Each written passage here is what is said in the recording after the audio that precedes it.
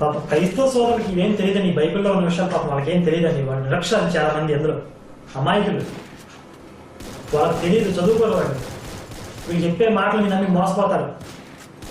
వీళ్ళేమో చెప్పరు, ఇవన్నీ చెప్పరు.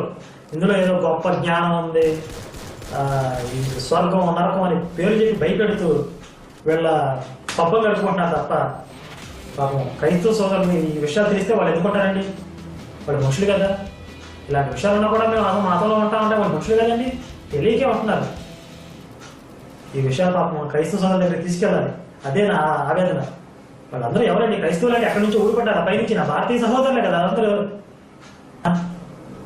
ఎంతకుముందు వీడియోలో చెప్పాడండి, ఆల్రెడీ పే చేశాను ఎంతకుముందు వీడియోలో, మీ ధర్మాన్ని ఎక్కడికల్లా అక్కడ కట్ చేసేసుకోండి, మార్చేసేసుకోండి పోనీ అని ఒక సలహా ఇచ్చాడు.